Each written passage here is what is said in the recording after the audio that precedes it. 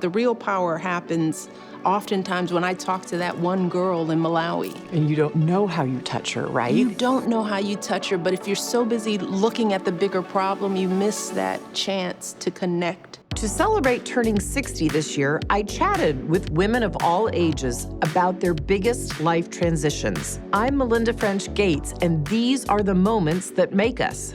I feel really lucky that I've gotten to know you a bit over the last many years, and I just want to have a conversation. I'm about to turn 60 this summer. You've turned 60 this year. Let's just start a little bit with transitions. We all go through lots of transitions in life, but you've been through some big ones. I know people have asked you a lot about, okay, what was it like to transition into the White House? But what I really want to know is, what was it like to transition out? What was the next day like for you? That's a good question. Yeah, and then how have you kind of thought about like designing your life and who you want to be? Yeah. Well, first of all, thank you for including me in these amazing conversations, and happy birthday ahead of time. Thank you. The 60 Club. I told you, it's gonna be good. Okay. It's gonna be good. But transitions, the day after we left the White House, first of all, it felt good and strange because we still lived in D.C. We made the decision to stay in Washington, and the girls were in school and their lives were in D.C. I mean, we had successfully transitioned them and raised them in D.C. They had lived in the White House longer than they had lived anywhere. So I didn't want to make a transition for them just for another year or so. And I knew when Malia would want to come home for breaks, she'd want to come home to her friends. So we stayed in D.C. So it was strange. You know, you take the final helicopter ride. We didn't stay in D.C., but we flew to Andrews and got our very last ride on Air Force One. We took a quick vacation. Good. We went to Palm Springs. So the day after we were out of D.C., we were in another place. So it felt like we were on vacation. But then when we came back to our new home, it was odd. It was odd coming down a different street and parking through a different set of barricades because we still had barricades. We still had Secret Service. But I had a front door. You know, it's like the little things. Like, I had a front door that I could open, where people would walk up to visit and ring the doorbell, and our dogs didn't know what a doorbell was. Oh my gosh, you're kidding me. Because they had never heard a doorbell. Did they bark a lot? They sort of looked around like, well, what's that? So it was just the freedom of opening my own door. Walking down to my own kitchen, I wrote in Becoming about making cheese toast and opening up my back door on my own without calling Secret Service and clearing the south lawn and being able to sit in the warm sun on a porch and listen to neighborhood sounds and other neighborhood dogs that my dogs weren't even used to. That was huge, just returning to some level of normalcy and embracing that again. But it was odd, you know? We really realized how much of a cocoon we had lived in. What a sheltered way to live in the White House. It was a wonderful 8 years, but it was so abnormal. And I think that first day being at a home, a new home, in a real community with neighbors and all of that, that felt refreshing to me. So often we think about transitions, like all the lead up to it, all the, okay, I'm gonna do this, I'm gonna do that. But it's really the next day, or in your case, okay, you took a vacation, and then the next day is really you land in this place. And you were there. And you're there. And you talk about in transitions to focus not just on the enormous things, but the small things. I've been having a lot of conversations with people about the power of small, because I think in times like this, that's when people, they're feeling panic, they're feeling challenged, they feel a bit hopeless. And for the people who are doers in the world, I hear them wrestling with, what can I do that's big and can change all this? And when I hear people talk like that, you see them getting choked up in their own bigness. Most of us don't have a big platform. Most of us don't have access to big solutions and big thinking, but we're often trained that that's all that matters, is big change and the things that can affect millions of people. Well, the average person doesn't have that platform, so it feels overwhelming, and then it starts to feel hopeless. I started thinking about this power of small as I wrote in my second book, The Light We Carry, because I was at that point during quarantine and the height of COVID when my big platform was gone too. All of our platforms were gone. We were all ripped of our bigness to the extent that we had it, and it didn't matter. We were all equally average. And secluded. And secluded. For a Now, while. some of us were very advantaged and had very different experiences for sure. Right. But we were all limited in what we could do. And I was struggling in that time with what do you do when the world is falling apart and people were dying and, first responders were at risk. There was just such a small percentage of people who were out there day to day. And when we were used to being in the middle of all of this and we weren't in the White House. So what do you do with all of that pain and energy and desire? I started turning inward, and that's when I started to knit. I thought, let me teach myself something new. I'd never knitted before, and it was just the act and the beauty of the process of doing a knit and a purl, a simple set of stitches so small, but those little bitty stitches led to something beautiful, a scarf, a sweater, but it all started with a stitch. And you couldn't get to the sweater without the stitch. And that made me think of that is change, true change. It's like when you look right before you with what's on your lap, the thing you can control, maybe it's mentoring a child. Maybe you can't change your school system, but you can grab a young person. For sure. And be a part of seeing them. Maybe you can't fix the environment, but you can educate the neighbor kids on the importance of the environment. And we all have that power. We all own that small power. And when I get people thinking along those terms, what can you uniquely control? And that has value. Focus on that. Don't get overwhelmed by the big. Real change happens knit by knit, pearl by pearl. And I tell myself that too.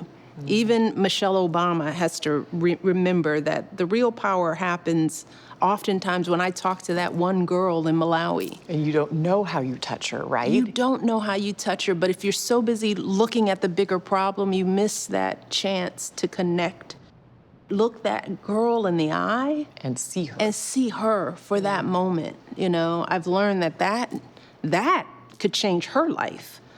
Forget if we didn't change the policy in Malawi, but we know we walked away changing the way a girl saw herself. That's right. That's the power that moves me. Yeah. And that she could, and she also, I think, saw herself, you were her mirror. She saw herself reflected in your eyes and could say to herself, I saw it when I sat there with you with those girls, they could say, oh, I could be like her. I'm not her, but maybe I could be like her. Our trip to me, was an illustration of that because here you and I and Amal, we came with all our people and all our fame and power, but the beauty of that trip were those small moments. Totally. And we talked about that, of how that moved us. It changed us. It got us more committed. For sure. And I think about, so often people ask me about changing the community or changing the world, and I say, well, it starts in your family. Yes. It's the values you are baking in your family and in your children, and then that has ripples in the community, or maybe then you do some community work, and then maybe that adds up. You, of all people, have had to be incredibly intentional about how you raised your daughters. Oh, gosh, yeah. And I think you've talked about going from maybe being mom-in-chief to maybe more like advisor-in-chief now. I tell my kids I moved at some point to being more their coach at some point, and then they go out in the world and it's more I'm there to listen. That's right. Talk to me about how the importance of either family or how you've thought about your girls now that they are, out of your nest a bit more. Oh, gosh, what a journey that is. Yeah, journey as a mom too, oh my right? God, right. You talk about all the great learning I've done, truly. It hasn't been as a lawyer or as a head of a blah, blah, blah, or the first lady. It's like so much of that learning has come from trying to turn those two little people into valued and valuable humans in the world. It's been quite a journey, but yeah, the intentionality. I wrote about this in The Light We Carry. I think about my approach to mothering and how how much my mother's mothering influenced that. You know, my mother didn't get a college education. She worked as an administrative assistant all her life. She was a stay-at-home mom until I was in 8th grade, but she was wise in her parenting. She was very intentional. And it started with her intentionally seeing us not as babies that belonged to her, but as humans that she was raising up to be independent beings in the world. And I think I share that philosophy that I never felt my job was to create mini-me's or create people who were gonna live out some brokenness in me or fill some hole or to be my friend. You know, it's my girls joke. I always said that my favorite line, I'm not one of your little friends.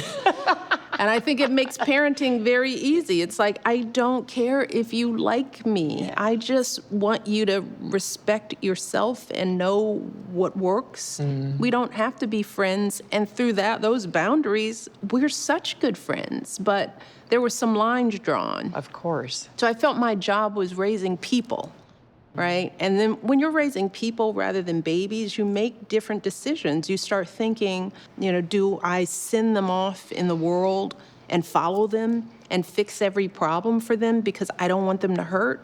Oh, well, not seeing your kids hurt, that's for me. Yeah. You know, but letting your kids hurt and fail and recover on their own and own their victories, well, that's for them because that's what they're doing right now. And I'm not with them. So I was intentional about understanding that my girls were not gonna be with me forever. So I had to raise them to be stand-up young people on their own, especially as the daughters of a former president. Right. You know? Right. But people are quick to cut a kid off if you don't show up right and you've got a name behind you. So they have to come correct. They are watched.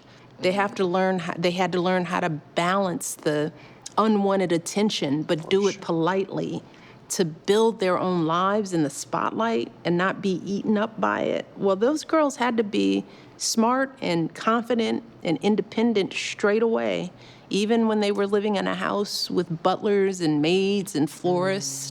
But I was raising them thinking, you're not gonna live here and with me forever. So I gotta hand you your life soon and let you manage it, right? And so that was the intentionality of it, and it had a lot to do with who they were, but I think no matter who we were, that would have been my approach, because I do think that the sooner young people learn to own their lives, the better off they're able to manage what's to come. And that's the only thing we know about life, is that it is full of uncertainty and failure and hardship and disappointment.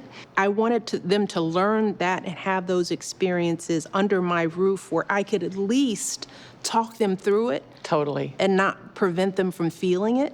Yep. Right? So that they could do it on their own when the time has come, and it comes so fast. It doesn't ever. I used to say to my kids too, it's good, like especially if they did fall down and have a failure, let's say in school or in some part-time work they were pursuing, it's good that you have this while you're under our roof, because I can coach you and I can give you ideas, but under our roof is a great thing, because then when you're out in the world, you'll know how to navigate this. And I always felt like for my 3 children, it was about helping them find their gifts. That we all are born inherently valuable. And inherently different. And inherently different, and with a goodness inside of us. But the world can knock you around or tell you something or judge you.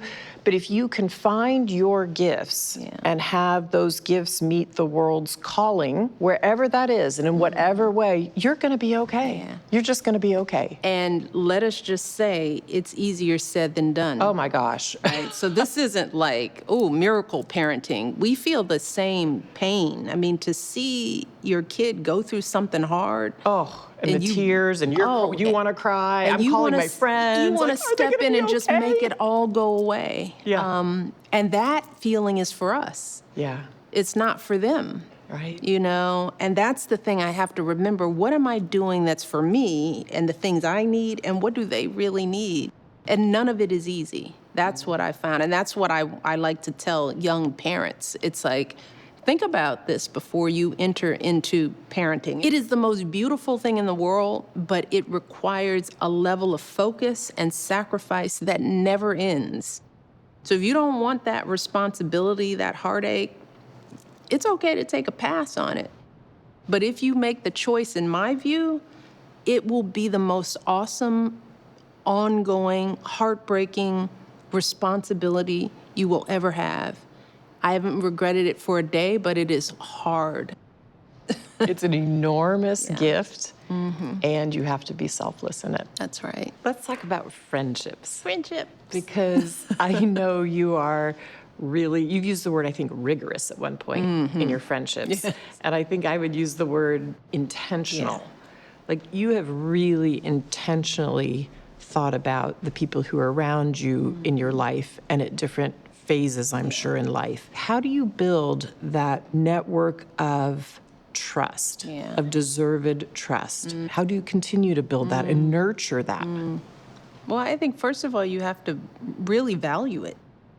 I think it starts there because I think you and I understand the value. And once you value something, then you place a focus on it. I value it. We value it. And I've always been that person. So I think you have to value it. And then I think to nurture and cultivate it, it takes a certain level of openness and trust in your own judgment, right? Because I think I've met a lot of famous people in the world. I've met a lot of interesting people. There are some people who are afraid of it. They're afraid of the openness, maybe because they've been burned, right? Or hurt or disappointed. And the fear of that shuts you off, I think, right? I don't want to touch that again. Yep. I always think, okay, I learned something there, but because I value it so much, I'm willing to trudge through all the pain and the hurt and the disappointment and the scariness because I think the end result is so important. And that was particularly true in the White House. We were fortunate to have a lot of good existing friends because we were intentional, valued it, worked on it, made a point of cultivating, and many of those people journeyed with us through and up the top of the mountain to the White House. But once we were there, I thought, well, what fun would that be that now we're here and we don't meet new people? We don't make new friends. We don't try to build new relationships ever again. And we're pretty young. This can't be it, So I refuse to be afraid. And I wanted to be open, and I wanted to model openness for the girls. Oh, sure. Right? Because it's like, well, I'm still teaching them the value, and they were young when we came into the White House, so they needed to see their mom reaching out and making an effort. And as a mom of little kids, even though I was the first lady, as I said, I needed mom friends at the school. I mean, just out of straight up strategic necessity, when you've got kids in school, you need some friends just to tell you what's going on. Exactly. Because I was never going to get the truth, right? Yeah. I was never going to get the full story. So I needed to start making some friends. I wanted to know my kids' friends' parents. Now, if my kid was going to have a sleepover, I needed to know, well, who are you people? What are your values? What are you talking about around the dinner table? And I had to be open enough to just make a couple of mom friends who are among my ohana of friends. We just kept building and adding, and I love getting my new friends to know my old friends. I consider myself a generous friend. Like, I want you to know my other friends. Yep. For me, mutuality of vulnerability in a friendship is important. If I share something deeply with you and you're not sharing anything, I'm sort of like, well, what are we doing here? Exactly. Because then it's just like, it feels flat or surfacey, or it just, my youngest daughter said to me when she was starting high school, you need to meet more moms of my friends in high schools, because she was switching schools. And she says, I want you to meet more moms because this is your last chance to make friends. And I thought, wow, my last chance in my whole life to make friends. And but how old okay. were you then? But she was right. I mean, I met some just incredible moms and dads. And then, again, when things, the rubber meets the road, then there's a party, and you're like trying to decide, does your daughter get to go to that party? Or, some kid's out of line. You have to have your trusted network that you can pick up the phone and call and go, okay, what's the real really deal? going on here? What's really going to happen at this party? Right. Are the parents really going to be watching? Exactly. Or are they going to be in the upstairs asleep? Yeah. And, the one thing I want to say on the openness, if we weren't open, we wouldn't be friends. That's true. I mean, that is very true. If you and I can make new friends, because we've got a lot to lose. There is every reason in the world why you or I should be closed off.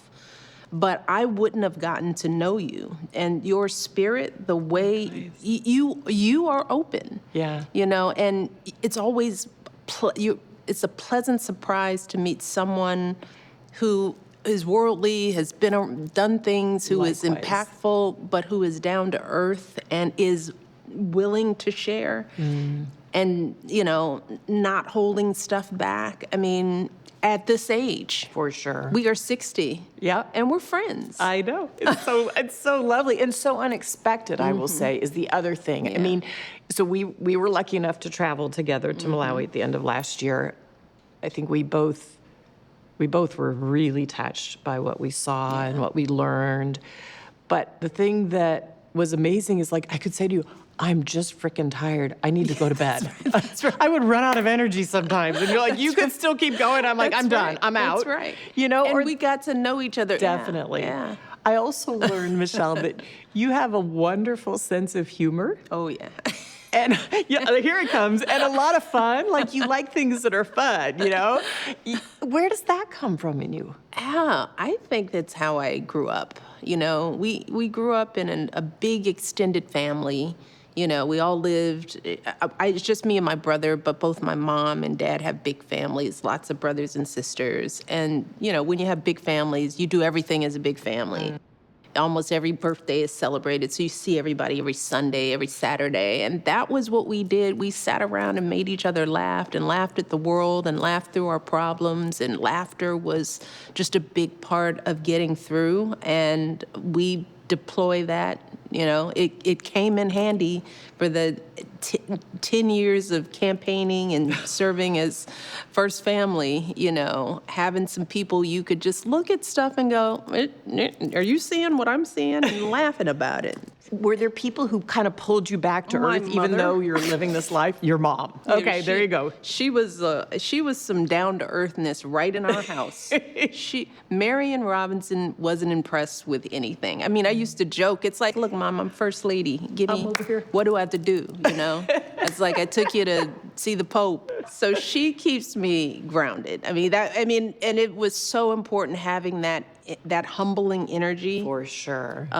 In the midst of all that, someone who was just not nonplussed about it all. It helped the girls. It helped Barack. So yeah, she's our grounding energy.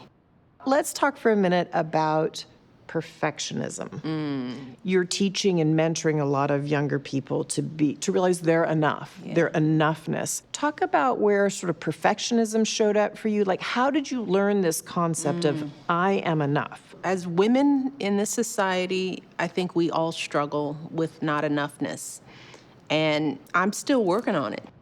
When you're a woman, a working class kid, a person of color, there's always a proving, right? Yes. Because people I have found throughout my life has set my bar lower for me than I thought, right? I thought I was wonderful because I was raised in a household with parents who thought I was wonderful. They thought me and my brother, we were smart and we were funny and they enjoyed us and they sent us out into the world with this strong sense of selfness. But then the world was waiting with their low expectations and their assumptions about who we were because of the color of our skin or because of my gender. And then you started coming across people who would assume you couldn't or shouldn't. or can't or don't. And you would start hearing the don'ts and the won'ts, and you were wondering, but I'm amazing. Haven't you heard? And then I had to learn that, well, now I got to prove to you. Yeah. And I knew that at a very early age, that if I didn't show up right, it would just be assumed that I didn't belong, that I couldn't. So as early, I share this story, even as early as kindergarten, I remember the sight spelling tests that we were given in kindergarten. And I went into school reading because my mother was one of those mothers. Here's a book, we're reading. But for some reason, we were doing colors, and they were on a card. They weren't colors, but it was the word black, orange, and we were reading them. And the kids who could read all the cards got a star. Of course, I knew all the words, but I choked on the word white. For whatever reason, I was like, why? And I blanked, and I missed that word. I didn't get a star. And I remember feeling like, I got to take that test tomorrow because I don't want my kindergarten thinking that I can't read, because I understood that if she didn't think I could read, she would treat me like I couldn't read. And I know I'm a good reader. I just choked. And I begged that woman the next day. It wasn't sight word day the next day, but I was like, no, we're doing it again because you're going to see me get that gold star. That was kindergarten. Wow.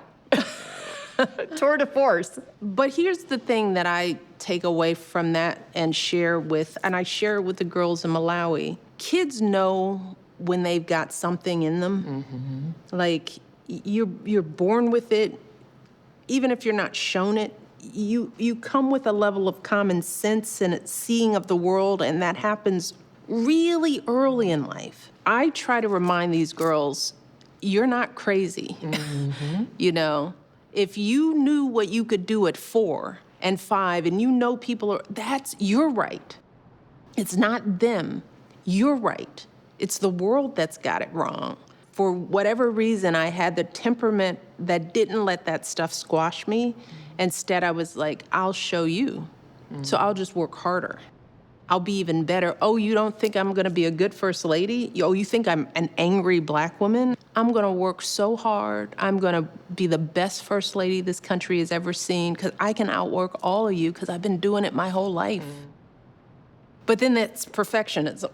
Exactly. All right, so it's a kind of interesting mix of enoughness because you're proving your enoughness, trying to be seen, and then the perfectionism comes from that. It's all kind of mixed up, but we all have it. I know we've talked about it. Oh my God, so much so. You've struggled. For sure. And same thing, I was like, I can prove that I'm better than the boys. I can prove that I'm better at computer science. I can prove that I'm good at math just because you don't see that maybe I could be. But society keeps giving you these messages, and luckily I had parents from the very beginning that said, you can be good at all these things. You're already inherently good, and you can be good at anything you put your mind to, right? Well, that's why messages matter. So much. You gotta be the value-added voice in your child's life.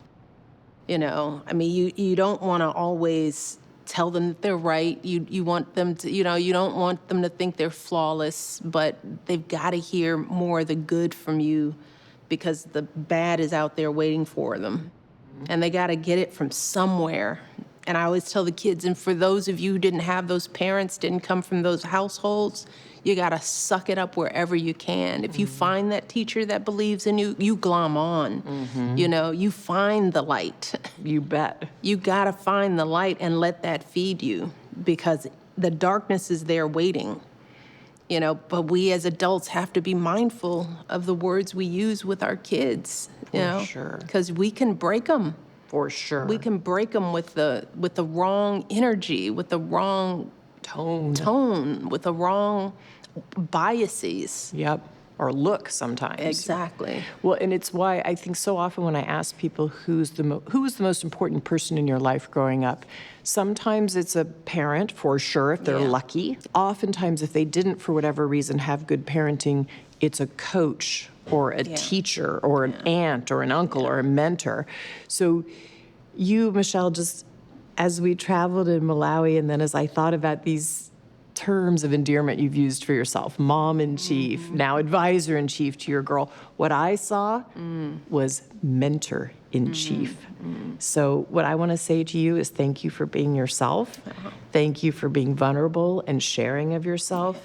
And also sharing your story. It just, as I see you, the more you have written your books, the more you've understood your own story, and the more you can take, it takes a minute, and then the more you can almost pull away from that perfectionism, go, I know I'm enough, and then you just get to be yourself. And it's just been lovely for me to see you being yourself. So thank you. Leave it to you to make your 60th birthday a gift to other people and other women by having these conversations. That is so you. Thank you for, giving me the honor of being in this conversation with you. And thank you for your friendship. Thanks for doing this.